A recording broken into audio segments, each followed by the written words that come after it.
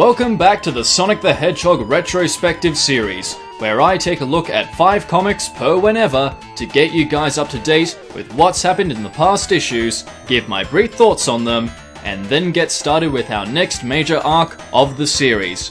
So let's start off with issue 6, the suspected Sonic Spinball adaptation comic. And right off the bat, the cover of the game is throwing a pun in my way. Clearly, the writers weren't confident in their jokes from the inside of the book. They decided to just slap one of their absolute best on the cover of their book. I mean, I can't blame them. I bought like 50 copies of that specific issue. Oh, as well as a few ties. Sonic and his gang of Build-A-Bear companions begin a strike against Robotnik's factories, only to find it out of order, and the reality of the situation is that Robotnik decided to move all of his shit into a volcano. I'm sure he just went there to smelt all his weapons and armor because, as we all know from watching The Lord of the Rings, you always make the best shit on Mordor. I have to say, for a video game adaptation, this is probably the least interesting approach for the comic to make to promote a game like this. And don't get me wrong, it has the selling points of the game. You have the race carts, the different enemies you can bump into, but this is more dull to look at visually than it is fun. You ever see those timed promotional comics that Nintendo used to do for games like Star Fox and Metroid? Those were way better. This is the kind of shit that I could doodle in a weekend on my tablet. And before you know it, the comic just ends. And to be fair, the way it ends the way it does is because if you wanted to see more of Sonic Spinball, you had to play the game yourself. Now, as much as the execution of that wasn't great, I do like the idea behind that. In fact, it's done a lot during the course of the series as more and more games come out. Up next is Sonic's Christmas Carol. Hey, I'm sorry to tell you this, buddy, but Christmas was like months ago. It's all about the hot cross buns and the Easter eggs now. Dr. Robotnik is Mr. Scrooge, big shock, and he's being in his charmingly dick-headed self as his money is being used to turn people into robots. The 3 ghosts of Mobius pre-reboot visit him and irritate his fat ass to learn the sort of true meaning of Christmas. It's all a dream, Sonic is now Santa Claus for some reason, bada bing, haha, cute concept, not a Christmas Carol fan now to bolting down the doors and windows before several Christmas Carol nutjobs decide to castrate my ginies with sharpened pencils and syringes. To be fair, I guess you can't really do a lot with a concept like that. Put Sonic and Company into a Christmas Carol, I mean, look at how that turned out for audiences in the storybook series. And he's gonna do the chin move! Unavoidable chin move! For our first end of episode segment, we have another fan mail skit. And this one is actually one of my favorites.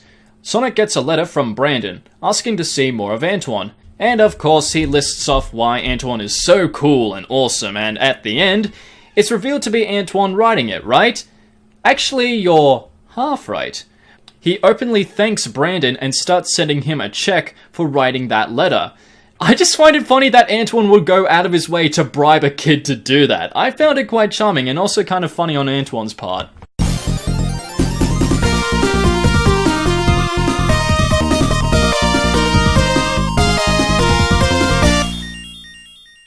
Up next is issue 7, and we begin with Uncle Chuck's treasure. Okay, at least this story has my curiosity going. Tails builds a seesaw for him and Sonic to try out, but Rhoda gets incredibly ecstatic about the concept of the seesaw that he launches Tails up into the ceiling, and thank God for no stalactites because goddamn! Out of complete fucking happenstance, a map belonging to Sonic's Uncle Chuck contains instructions leading to his great treasure.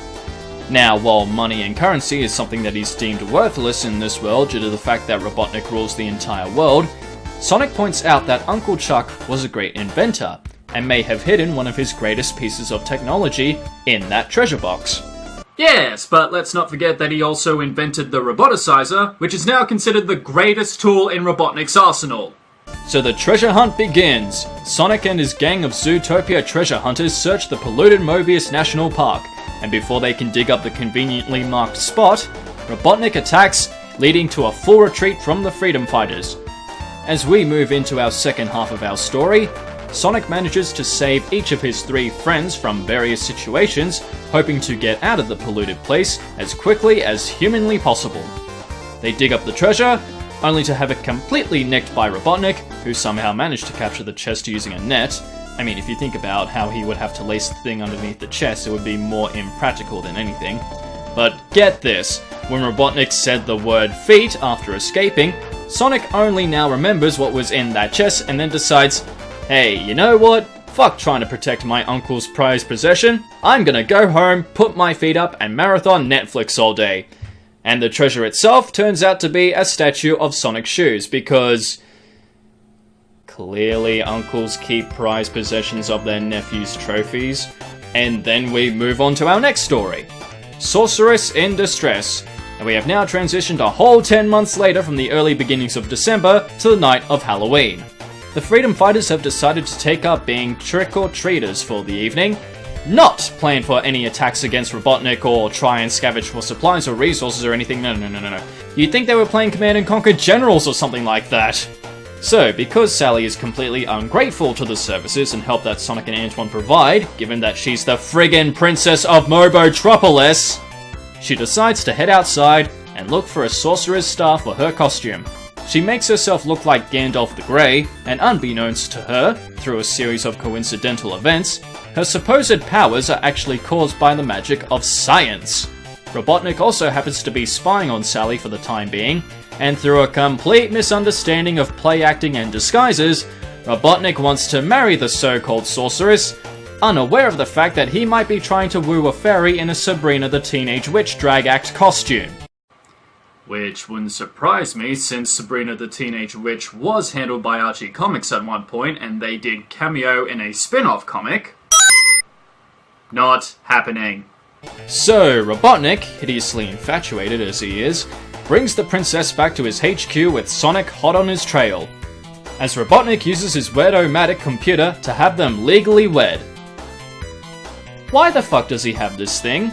Did he steal this piece of technology from Wallace and Gromit one night and just decided, hey, a guy's gotta get laid somehow, may as well use this convenient piece of technology to commit bestiality on a character that I am blissfully unaware of the fact that she's the leader of the Freedom Fighters? Yes, that's all very interesting. But what happened the last time that a Mobian and a human got into a relationship? Oh god, my eyes are burning! They're burning! So, Sonic manages to save her by turning invisible, somehow, and Sally rewards him with a kiss on the cheek, and an ungrateful smack to the head. Well, at least we're not at the most controversial moments of domestic violence, because believe me, some very choice words are prepared for that issue. And at our end of episode segments, the first skit involves Sonic fighting off against his shadow in a literal shadow boxing match. I don't have anything to say about it, except this scene just reminds me of Peter Pan for obvious reasons. And our second one involves this rather heated debate about the naming of a rowboat. Honestly, I don't even get this skit.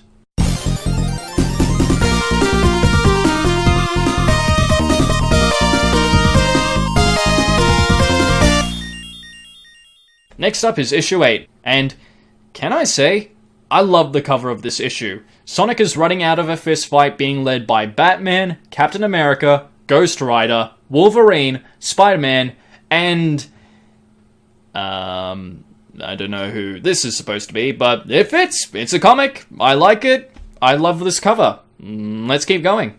First story of today's issue. That's all, folks! Oh, you absolutely got me there with that joke, man. The duck season, wabbit season skit just has nothing on you with that joke. Robotnik is up to his wits' end yet again, as his crab meat has been storing away a peculiar set of Sonic the Hedgehog comic books. Apparently, comic book businesses are still active while under the constant martial law of Teddy Roosevelt and his steampunk Robocops.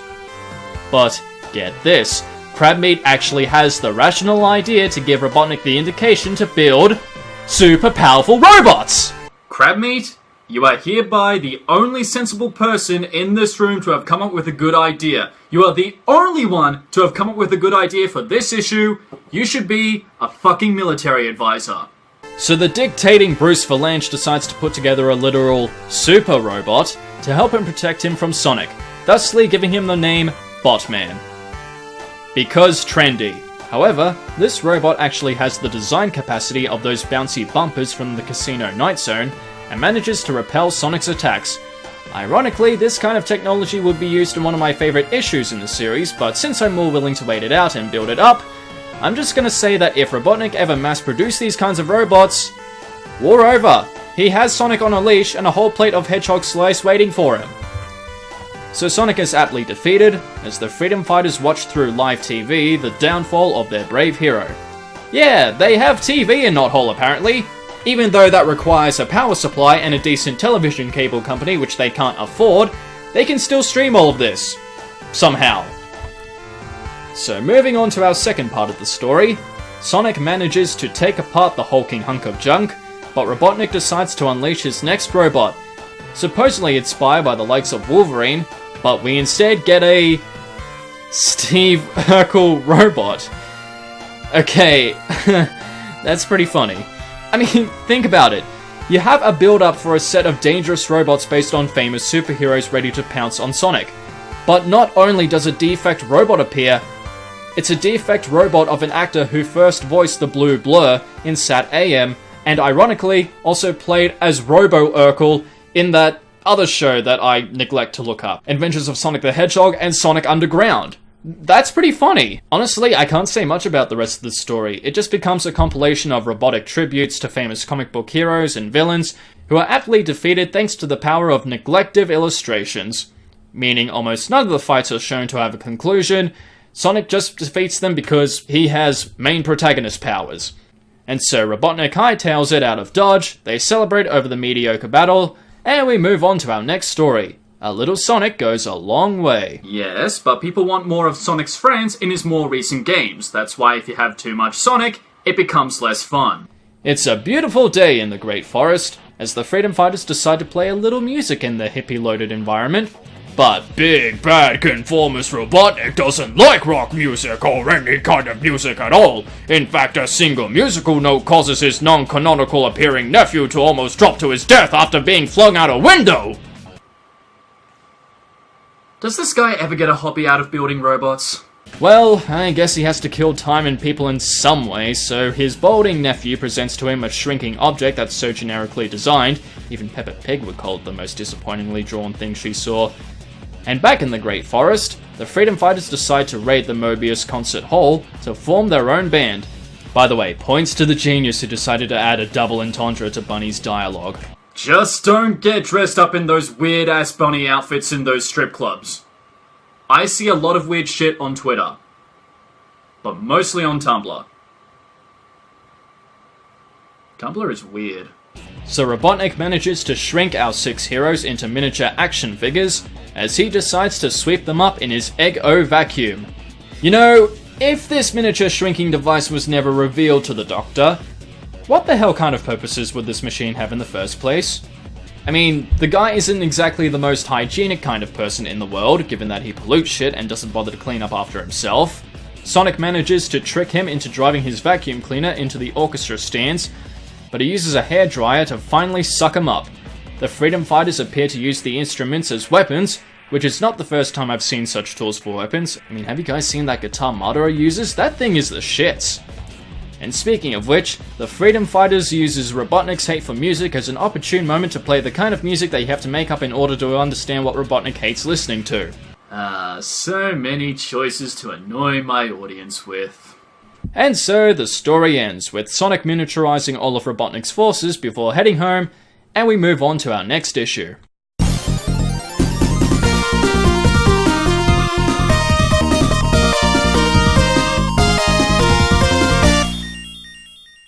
So now we're moving into Flash territory a little bit here, and I don't mean in terms of structure of storytelling, but they're doing a Robo-Sonic story after Metal Sonic became cool and heaps better than this thing. Namely, Pseudo-Sonic, and it's funny because the P is silent. Robotnik is up to his evil scheming yet again. He's created an evil double with the same speed and power as our blue hero, and he is prone to disobeying orders from Dr. Robotnik. I was disobeying Dr. Robotnik before it was cool. Get lost. So anyway, Sonic decides to pick flowers for his secret admirer. I mean, let's not kid ourselves, Sally and Sonic have a thing for one another. But upon his arrival to the meadow, he inadvertently starts picking poison sumac blossoms. First question, why is Sonic picking a batch of what looks like a shrubbery? Is he trying to appeal to the knights who say knee? Secondly, he's been living in the forest most of his life. He can't seriously tell the difference between poison sumac blossoms and regular flowers. In any case, Pseudo Sonic arrives and, like an idiot, Antoine is convinced that he is the real Sonic, and as soon as they both enter Knot Hall, the Freedom Fighters are more content to just stand around looking shocked instead of beating the shit out of it. No, they just wait until Pseudo Sonic starts giving away their coordinates to Knot Hall Village, where Tails jumps in and manages to short-circuit him by conducting static electricity by dragging his tails on the ground. I don't think that's how conducting static electricity works, dude. Meanwhile, Sonic is having a hell of a time getting back to Knot Hall as Robotnik seizes his chance to fry his blue ball ass once and for all. However, Bunny manages to drop in just in time to help Sonic out of his predicament, and sends Team Robotnik blasting off again. And we move on to our next story in the lineup. What's the point? Well, if I had one for not reviewing these comics based on how mostly okay they are, I would probably have one, but I have to appease my audience somehow. It's Sally's birthday of all days, and Sonic decides to give her a batch of forget-me-not flowers for her. Trust me, dude, with how your relationship turns out, no one's ever gonna forget how painful your relationship turns out in the end. However, thanks to the practical effects of physics, his speed causes the flowers to wilt, and with nothing else to give her, he happens upon a Mobian needle bird who for some reason hasn't developed the ability to talk like the other Mobian animals. Oh, wait, no, I know. This is one of them rare animals that's endangered because of a secret society of world leaders who eat these rare animals. Robotnik is the head leader! Okay, seriously. Sonic takes it back to Knot Hall, only to find Sally doesn't like the idea of having a stray animal around at their secret hideout, due to the fact that several roaming roboticized Mobians have ambushed and attacked the Freedom Fighters on occasion, so, you know, fair enough. But, no disrespect, Your Highness, but this bird doesn't have any metal plating on him, and as far as I'm concerned, your statement doesn't really add up if you allowed a half-Robian like Bunny to be welcomed into your team. So the prickly dodo ends up eating the needleberry cake, which causes Sally to storm off to pick more needleberries, while Sonic takes the bird back to a place so he can heal his wing up. Soon enough, however, Sally gets captured by those creepy-ass trees from The Wizard of Oz, and Sonic decides to break the fourth wall to get all of the tree pun jokes out of the way before continuing. I refuse to give up my dignity for a series of tree pun jokes that would add nothing to the substance of this story. So Sonic and Thorny, yeah, that's the name of the dodo, believe it or not, manage to team up to rescue Sally, send Robotnik packing, and we finish our story with Sally sporadically changing her attitude toward Thorny and immediately accepts him as her pet. I don't believe we see this character for the rest of the series after this issue. Speaking of issues, how about we move on to our final one for today before finishing up?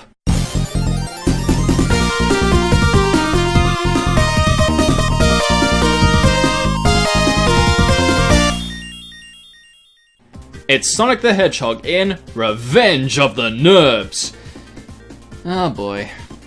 So we begin our story with a potential suicide mission, as Sonic seeks out and sets off several landmines for Roto to build an electrical cable right on the outskirts of Robotropolis.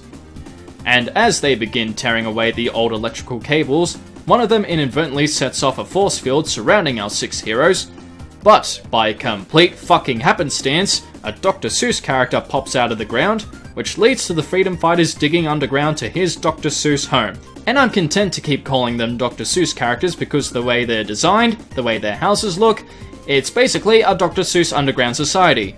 As long as they don't look like this or pull any anime references on me, I'm all good. So, the Nerbs decide because outsiders are a bunch of meanie poopies who pollute their own underground ecosystem, the Nerb King decides to throw the Freedom Fighters out through the sewage system.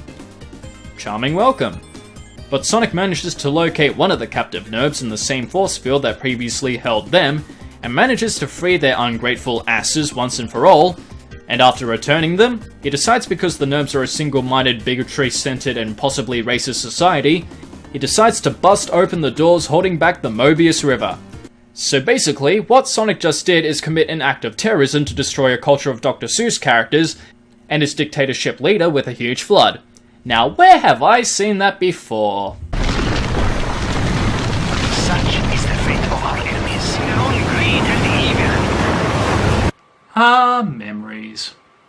By the way, shout out to the guy who decided to cameo the Ninja Turtles in the sewer story. That's a genuinely nice touch. Sonic uses his sonic spin to dig out of the sewer system, thankfully not colliding into any stalactites, thank God. And he manages to uproot the entire city of Robotropolis, get accepted into the bigoted Society of Nerds, and we move on to our next and final story for today. It's Sonic the Hedgehog in Twan with the Wind. Yet another goddamn movie I haven't seen nor cared to look at, so I think I'm obligated to write down my last will and testament before a bunch of angry, passionate filmmakers break down my door and come back for a second round of castration. Yet another surprisingly beautiful day in a world filled with war, despair, and sadness, as the freedom fighters decide to host a picnic of all things in their hot air balloon. Apparently some liberties in trying to hold out against Dr. Robotnik doesn't apply to the freedom fighters, but hey, if Asterix and Obelix can hold out against Julius Caesar and his wascally Roman Empire for decades, anything is fucking possible. So the Buzz Bomber Squadron bursts their balloon with a blast and buzzes off back to Botnik for battlefield analysis.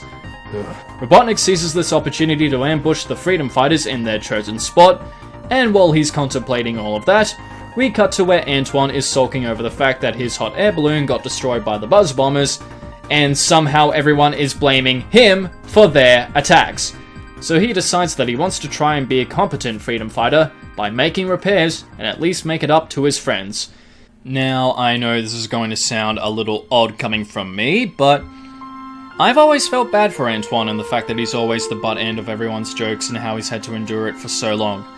Partially, I kind of relate to him, because as a kid, I felt like my own mistakes and the way I was treated in school always made me feel underappreciated. I know this is something I would not normally say, but the reason I'm bringing this up at all is because I feel like that when we reach the end of issue 46 to end our first major arc of the series, when you listen to Antoine's backstory, you feel kind of bad for laughing at him and thinking that he's a worthless soldier boy.